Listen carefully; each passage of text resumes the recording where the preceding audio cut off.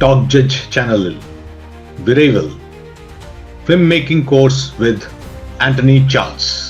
என்னோட டார்கெட் ஃபுல்லாக film institute join பண்ணணும், அந்த கிராஃப்டை முழுசாக கற்றுக்கணும், அந்த கிராஃப்டில் நம்ம ஏதாவது நம்மளை ஒர்க் பண்ணணும். இன்னைக்கு இருக்கும் சூழ்நிலையில் யாருக்கிட்ட எல்லாம் மொபைல் ஃபோன் இருக்கோ அவங்க எல்லாருமே ஃபிலிம் மேக்கர் தான். ஃபிலிம் மேக்கிங் அப்படிங்கிறது இன்னைக்கு அன்றாட நிகழ்ச்சி ஆயிடுச்சு. நீங்கள் ஒரு சின்ன ஹோம் வீடியோ எடுக்கணும்னா கூட ஃபிலிம் மேக்கிங் தெரிஞ்சு எடுத்தா அதில் கொஞ்சம் என்ஹான்ஸ் பண்ணி கொடுக்க முடியும். அது தவிர நிறைய இன்னைக்கு அதில் ஆப்பர்ச்சுனிட்டிஸ் இருக்கிறதுனால நிறைய பேருக்கு அந்த ஃபிலிம் மேக்கிங் கோர்ஸ் மேலே ஒரு தீராத ஆர்வம் இருக்குது. ஸோ இதெல்லாம் மனசில் வச்சு தான் டாப் ஜட்ஜில் இந்த ஃபிலிம் மேக்கிங் கோர்ஸ் அப்படின்னு ஒன்று கொண்டு வர போகிறோம். இந்த ஃபிலிம் மேக்கிங் கோர்ஸில் நம்ம பேசிக்ஸ் ஆஃப் ஃபிலிம் மேக்கிங் அப்படிங்கிறத கற்றுக்க போகிறோம். அதுக்காக நம்ம கூட பேச வந்திருக்கிறது தான் ஆண்டனி சார்ல்ஸ்.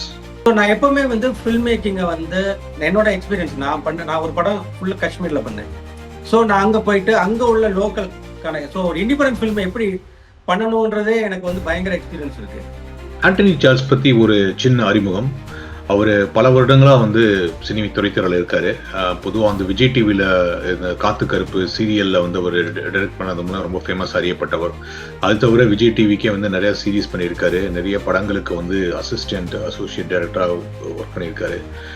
அது தவிர அவரே சாலை அப்படிங்கிற ஒரு படம், காஷ்மீர்லேயே படமாக்கப்பட்ட ஒரு திரைப்படத்தை வெளியிட்டிருக்காரு. அது தவிர அழகு குட்டி செல்லம் அப்படிங்கிற ஒரு அருமையான குழந்தைகள் படமும் ரிலீஸ் பண்ணியிருக்காரு. ஸோ இண்டஸ்ட்ரியில் நல்ல எக்ஸ்பீரியன்ஸ் இருக்கிறது, தொலைக்காட்சியிலும் சரி திரைப்படத்துறையிலும் சரி நல்ல எக்ஸ்பீரியன்ஸ் இருக்கிற ஒரு அனுபவஸ்தர் தான் ஆண்டனி சார்ல்ஸ். ஒரு ஷார்ட் ஃபிலிம் எடுத்து கற்றுக்கலாம். ஆனால் அதுக்கு முன்னாடி அந்த டெக்னாலஜி அவர் எங்கேயோ படிச்சிருப்பார். அதாவது அவர் எங்கேயோ அது அட்லீஸ்ட் ஒரு யூடியூப்ல தேடி இருப்பாரு, அல்ல கூகுள் பண்ணியிருப்பாரு. ஒரு ஃபில்ம் மேக்கிங் என்ன பண்ணணும்னு ஏதோ ஒரு பேசிக்கான ஒரு நாலேஜ் எடுத்துக்கிட்டு அதில் அவங்க பண்ண ஆரம்பிச்சிருப்பாங்க. அவங்க ஒரு ஷார்ட் ஃபிலிம் பண்ண ஆரம்பிக்கும் போது புது புது பிரச்சனைகள் வரும், அதுக்கான தீர்வுகள் தேடுவாங்க, டெய்லி கற்றுப்பாங்க. ஆண்டனி சார்ல்ஸ் ஃபிலிம் இன்ஸ்டியூட்ல படித்த ஒரு மாணவர். ஸோ அதனால அந்த அகாடமிக் பேக்ரவுண்டு இருக்கு. அதை தவிர தொலைக்காட்சியில் ஒர்க் பண்ண அனுபவங்கள், அது தவிர திரைத்துறையில் ஒர்க் பண்ண அனுபவங்கள் முதற்கொண்டு நிறையா இருக்கு.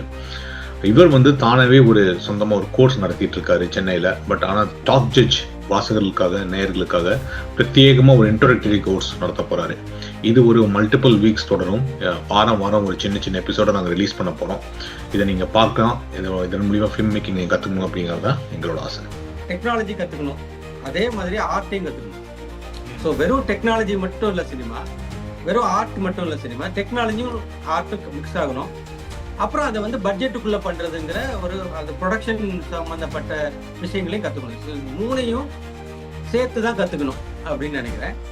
இந்த இன்ட்ரோடக்டரி ஃபிலிம் மேக்கிங் கோர்ஸ்ல நம்ம என்னெல்லாம் கவர் பண்ண போறோம்னா, முதல்ல ஐடியேஷன், கதைன்னா எங்கேருந்து ஐடியேஷன், எங்கேருந்து ஐடியாஸ் உருவாக்குறது, கதைன்னா என்ன, திரைக்கதைன்னா என்ன, டயலாக்ஸ்னா என்ன, ஆக்ஷன்னா என்ன, அது எப்படி கட்டமைக்கிறது, ஃபிலிம் பட்ஜெட்டிங்னா என்ன, ஸ்க்ரீன் பிளேனா என்ன, ஸ்க்ரீன் பிளே எப்படி எழுதுறது, லீனியர் ஸ்க்ரீன் பிளே அப்படின்னு சொல்லுவாங்க, அப்புறம் நான் லீனியர் ஸ்க்ரீன் பிளே அப்படின்னு சொல்லுவாங்க, அதெல்லாம் எப்படி எழுதுறது, அது எப்படி நம்ம கொண்டு போய் மக்கள்கிட்ட, அவங்க ஃபைனான்ஷியர்கிட்டயோ ஒரு ப்ரொடியூசர்கிட்டயோ ப்ரெசென்ட் பண்ணுறது, நடிகர்கள் எப்படி நடிக்க வைக்கிறது, செட்டுக்கு போகிறதுக்கு முன்னாடி என்னென்ன ப்ரீ பிளானிங் பண்ணணும், ப்ரொடக்ஷன் டிசைன் என்ன பண்ணணும், அது தவிர டைரக்டிங் அப்படிங்கிறது நடிகர்களை இயக்கிறது மட்டும் இல்லை, அங்கே இருக்கிற க்ரூ, ஒரு பெரிய க்ரூ 50 பேர் இல்லை 100 பேர், ஈவன் சம்டைம்ஸ் 500 பேர் இருக்கக்கூடிய க்ரூ கூட கிடைக்கும். அவங்களை எப்படி இயக்கிறது, அதுக்கான சேலஞ்சஸ் என்ன, அதை பற்றி சொல்ல போகிறது. அது தவிர படத்துக்கு விஷுவல் ஸ்டைல் எப்படி செட் பண்ணுறது, சினிமாட்டோகிராஃபர் கூட எப்படி நம்ம கலந்துரையாடணும், அது தவிர லைட்டிங் எப்படி வைக்கணும், படத்தோட தீம் எப்படி செட் பண்ணுறது, படத்தோட பீட் எப்படி செட் பண்ணுறது, சவுண்ட் டிசைன் எப்படி பண்ணுறது,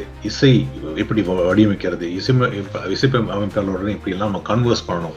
அப்புறம் அதெல்லாம் தவிர முடிஞ்ச பிறகு போஸ்ட் ப்ரொடக்ஷனில் எடிட்டிங் என்னென்ன பண்ணணும், அப்புறம் விஷுவல் எஃபெக்ட்ஸ் எப்படி பண்ணணும், இதெல்லாம் முடிஞ்ச பிறகு ஃபைனலாக மார்க்கெட்டிங் எப்படி பண்ணணும். ஸோ இப்படி ஒரு film making end to end ஜேர்னியை ஆண்டனி சார்ல்ஸ் நம்மளுக்கு விளக்க போகிறார். ஒரு ப்ரொடக்ஷனோட பல்வேறு படிநிலைகள் இருக்கு இல்லையா. ஃபர்ஸ்ட் நம்ம எல்லாருக்கும் தெரிஞ்சது ப்ரீ ப்ரொடக்ஷன், அதாவது படப்பிடிப்புக்கு முன்னாடி செய்யப்பட்டிருக்கிற முன் தயாரிப்பு வேலைகள். அப்புறம் ப்ரொடக்ஷன், அதாவது படப்பிடிப்பு அதெல்லாம். அப்புறம் போஸ்ட் ப்ரொடக்ஷன், அதோட எடிட்டிங், விஎஃப்எக்ஸ், சவுண்டு, மியூசிக்கு, இது எல்லாமே போஸ்ட் ப்ரொடக்ஷன்ல வரும். ஆனால் இந்த 3 விஷயம் தான் மெயினாக ஒரு ப்ரொடக்ஷன் சொல்கிறோம்.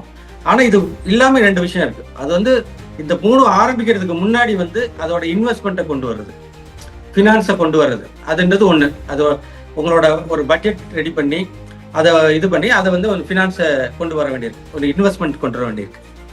அது ஒரு ஸ்டேஜ். அதுக்கப்புறம் இந்த ப்ரொடக்ஷன் எல்லாம் முடிஞ்சதுக்கப்புறம் மார்க்கெட்டிங்னு ஒன்று, அது 5வது ஸ்டேஜ். இது வந்து ஒரு இன்ட்ரோடக்டரி கோர்ஸ். இதை பார்த்துட்டு ஒரு ஒரு ஒரு பிகினர்ஸ் ஃபிலிம் மேக்கருக்கு என்னென்ன தேவையோ அதெல்லாம் கற்றுக் கொடுக்க போகிறோம். அது தவிர ஆந்தனி சார்ல்ஸ் வந்து அவரே சென்னையில் வந்து கிளாஸ் நடத்திட்டு இருக்காரு, அதை பற்றியும் விவரங்கள் கொடுக்க போகிறோம். With that said, welcome all to டாக் ஜெட்.